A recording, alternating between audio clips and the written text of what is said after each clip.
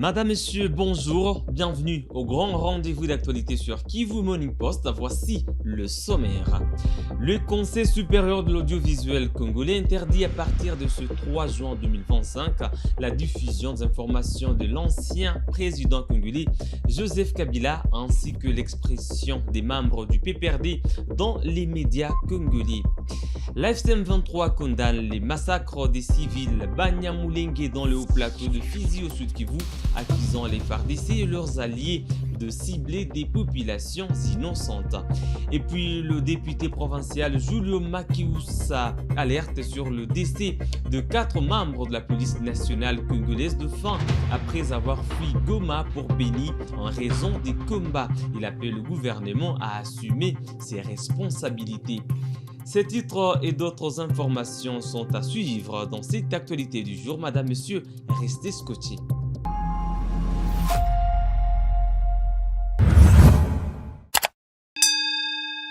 Madame, Monsieur, bonjour. Le Conseil supérieur de l'audiovisuel congolais interdit à partir de ce 3 juin 2025 la diffusion ou le relais des informations et activités de l'ancien président Joseph Kabila qui séjourne à Goma. Les membres du PPRD ne peuvent également plus s'exprimer dans les médias congolais, a précisé Christian Bossembe, président du CESAC, sur Top Congo FM. Suivez ici Christian Bossembe dans cet extrait. Ça que zui mokano ya kuyebisa na bandeko nyonso na bapanzi sango na bato nyonso ba réseaux sociaux que kobanda mokolo ya lelo epekisami na bapanzi sango tope na bakolo media balekisa tope ba commenter ba diffuser ba betali solo to ba solo la tope ba yamba bakambi ya PPRD wana na eloko na liboso. Deuxième eloko ezali ba pekisi kosolola tope koreleye ba propos ba interview ba masolo activité nyonso ya moto kambaka mboka na biso na tango kala monsieur Kabila ba instruction eza na niveau wana. Donc eza décision moko toyebi ke eza monene eza grave yango moni ke na pona kina yepa na bino pour que to meka un peu kosolola na yango kotala po eza nesika mokote oyo to violer ba droit ya bato eza censure te mais eza nde kopekisa que to komisa TV le quoi tribune ya ko permettre subversion et salima. Donc voilà moboko penza likambo to yango wana. Je l'ai dit en sommaire, au moins 4 membres de la police nationale congolaise ayant fui Goma pour Beni en raison des combats entre l'AFCM 23 et les FARDC sont décédés de faim. Cette information a été relayée par Julio Makiusa, député provincial du Nord Kivu, qui a effectué un suivi de la situation des militaires réfugiés à Beni. Selon lui, depuis le mois de janvier, ces militaires n'ont pas perçu leur salaire et leur situation humanitaire est devenue critique. Il appelle le gouvernement congolais à assumer ses responsabilités et sollicite les organisations humanitaires à intervenir pour sauver des vies humaines. Julio Makiusa. Premier kuzunguruka ndani ya makambi fulani haiko seulement wa polisi ndio tuliweza kutanana nao, niliweza hata kuona na wasuda lakini kitu ambacho kenye kilinishangaza ni kuona kwamba wa polisi wetu depuis janvier hawajapokea hata salaire yao na condition ambazo wanaishi ndani ziko deplorable. Wana kwa kulala wanalala nje, hakuna hata matela, en tout cas biko ma condition difficile na kupata hata chakula iko ngufu kwao. Na nimeweza enregistrer au moins 4 cas za wa policier ambao wameweza kukufa juu ya njala, na hiyo inapatisha kabisa government yetu haya kuona kama wa policier ambao waliweza kuonesha amour envers notre pays wanatoka Goma après ku résister contre l'ennemi, wanaweza kutoka Goma kuonesha amour ya inji wanafika hapa Beni, lakini kia kushangaza ni kuona kama gouvernement yetu inawadelese na wanabakia katika makondisio zenye ni za mbaya sana. Tunaendelea kuomba government kuona gisi ya kuprendre a charge ni urgence. Government iweze kuprendre a charge au wapolisie ambao walionyesha patriotisme mkubwa, walikataa kujiunga na adui na wanafika hapa Beni. Inaomba kabisa government ifanye iwezekanavyo ili wapolisie wetu wabakie katika makondisio za vizuri na waendelee kufanya iwezekanavyo ili wapate salary zao. Unajua kama ni wababa, wengi ni wababa viko na mafamii plutôt, na kuko wamama ambao viko na mafamii. Atuka kutokuwalipa ni kuonesha sura ya mbaya. Tuna plaide atuka hii sauti iweze kufikia wakuu viongozi ili waweze kulipa hawa wa polisi. Dans une déclaration du 2 juin 2025, la FCM23 a condamné les récents massacres des civils Banyamulenge dans le haut plateau de Fizi au sud Kivu. Lawrence Kanyuka, porte-parole politique du mouvement, a accusé les forces armées de la République démocratique du Congo FARDC, en coalition avec les FDLR, les Wazalendo et les forces burundaises, de mener des attaques meurtrières ciblées contre des populations innocentes. Détail avec Georges Benmouima.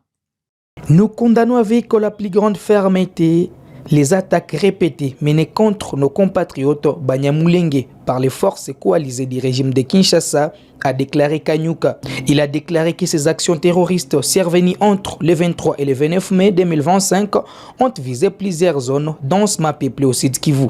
À Rugenzi, des attaques meurtrières orchestrées par les FDLR, les FARDC et les forces de défense nationales du Burundi déployées depuis Kizura et Rulenge. À Mikenke et Kalingi, ces villages ont été la cible d'assauts coordonnés par les milices Wazalendo opérant depuis Kipupu et Zéro.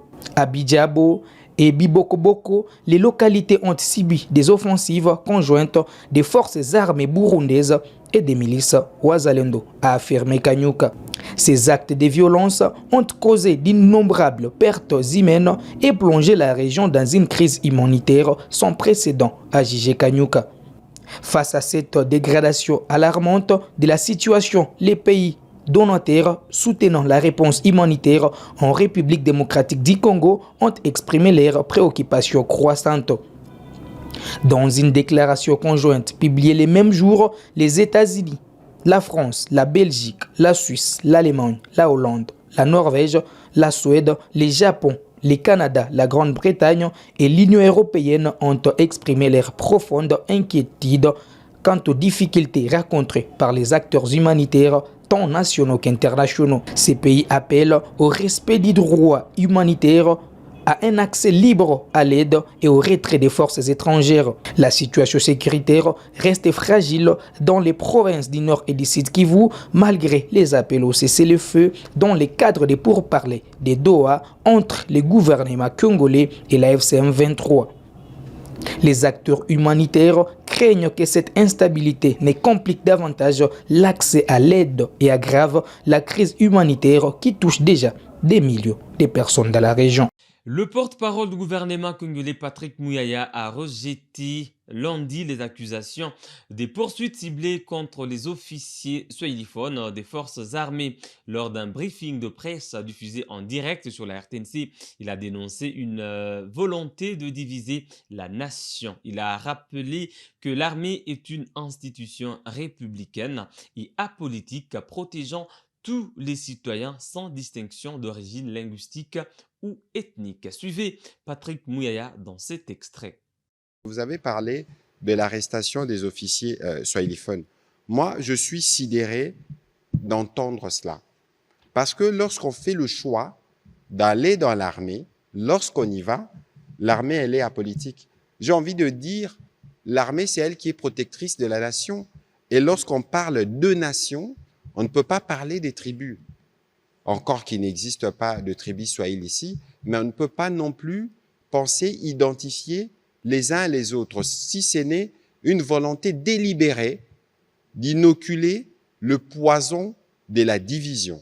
On avait déjà vu depuis quelques mois dire les attaques sur des swahiliphones et vous avez pu regarder vous-même que ce n'était que des affabulations et c'est dans ces mêmes ordres, parce qu'il y a une volonté délibérée de s'aimer la division, qu'on veut faire croire qu'il y a des poursuites spécifiques contre des officiers swahiliphones. Mais je suis désolé, même être swahiliphone n'exonère pas des poursuites lorsque les choses n'ont pas été faites telles qu'elles devraient l'être.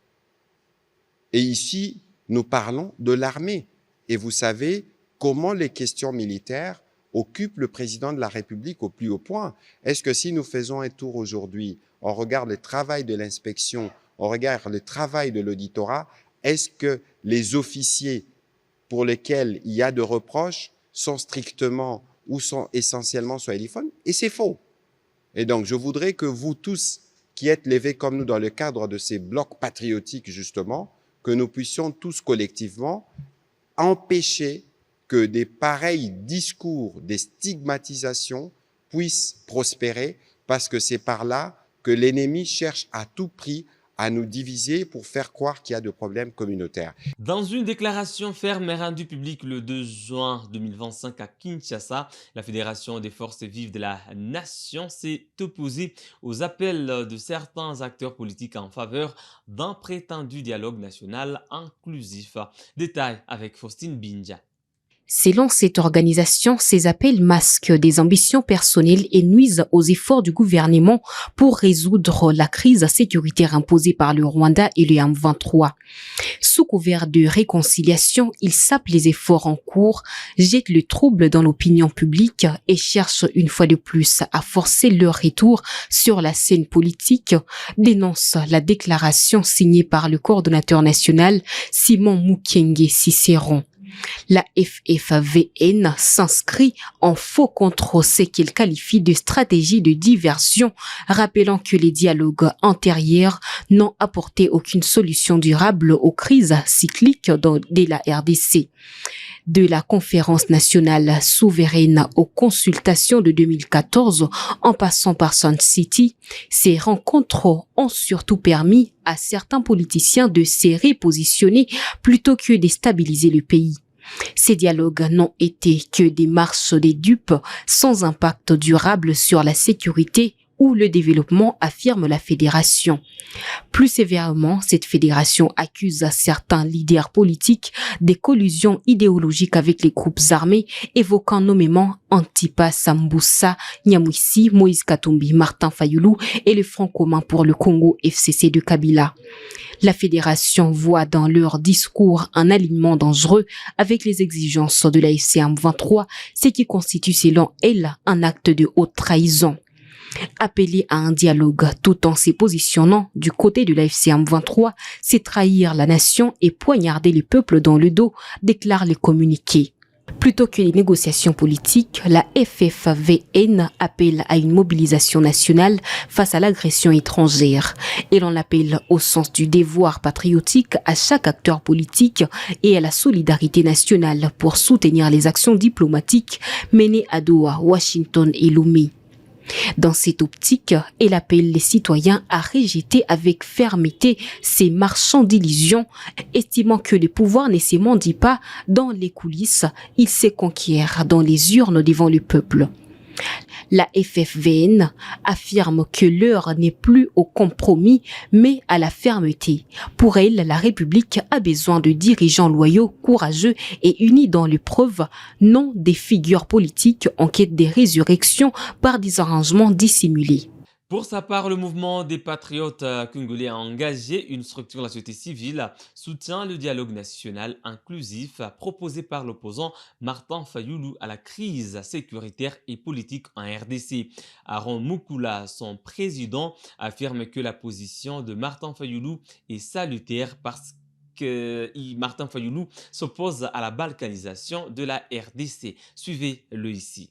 Bisso, société civile, mouvement des patriotes congolais engagés, Namikolelekaki, Tosengaki, Bayi, opposition, ya mboka ya Congo, base à la claire, ba pesa position na bango, pona, kokota ya Kabila, chef ya M23, na kati ya Goma. Tomoni lelo oyo, mwana mboka Fayulu, apesi position na ye, pona koloba ete, kawana, intéressé ata mukete. Yango wana, biso, mouvement des patriotes congolais engagés, totondi mwana mboka Fayulu botondi, pour na sens ya patriotisme ya message na ye oyo apesi na kati ya bana ya mboka ya Congo. Yango tokoyebisa bino bayi mboka ya Congo. Kolanda mwana mboka Fayulu elingi koloba ete lelo oyo na kati ya mboka ya Congo tokomi na baka mibale. Ka liboso ezali ka ya ba patriote. Baye balingi mboka ya Congo, baye bazali ko défendre mboka ya Congo, baye oyo baboyi balkanisation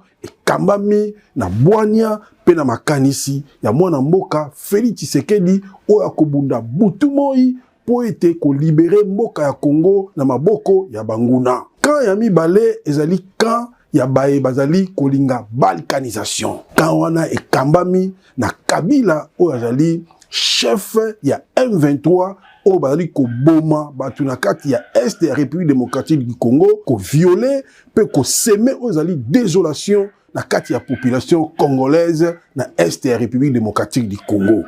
Koloba ete ni koloba nini? Mutu nyonso lelo oyo ko soutenir mboka ya Congo eni koloba ete ye wana azali na ka ya patrie oyo ezali ya ba patriote ekambami na mwana mboka Félix Tshisekedi.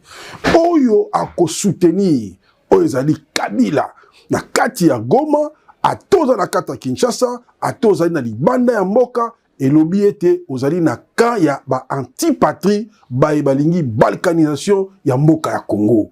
Yango tokoyebisa bandeko batikali Delice Sanga, Moïse Katumbi, boyebisa biso bozali na kanini. Est-ce que bozali na ka ya patrie oyo ezali ya population, mais bozali na ka oyo ezali ya balkanisation?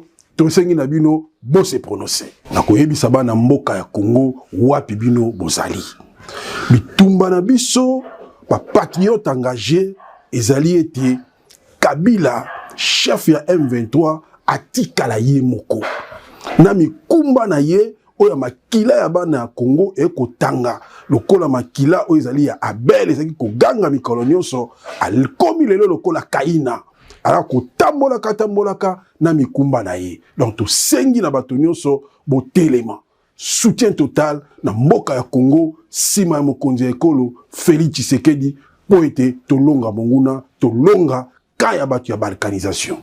Dans une déclaration conjointe publiée le 2 juin 2025, les pays donateurs de la RDC, dont les États-Unis, le Canada, la France, la Belgique et l'Allemagne, ont tiré la sonnette d'alarme sur la situation humanitaire et sécuritaire dans l'Est de la République démocratique du Congo. Détail avec Blaise Bassabossé. La persistance des violences aggravées par les obstacles imposés aux acteurs humanitaires constitue une menace directe pour des millions de civils. Nous demeurons profondément préoccupés par les difficultés croissantes rencontrées par des acteurs humanitaires, tant nationaux qu'internationaux, peut-on lire dans cette déclaration qui pointe du doigt les pratiques illégales du groupe armé M23. Les signataires dénoncent les entraves à l'action humanitaire, notamment l'imposition illégale des taxes et des droits de douane par la M23 avec l'appui présumé des forces de défense rwandaises RDF.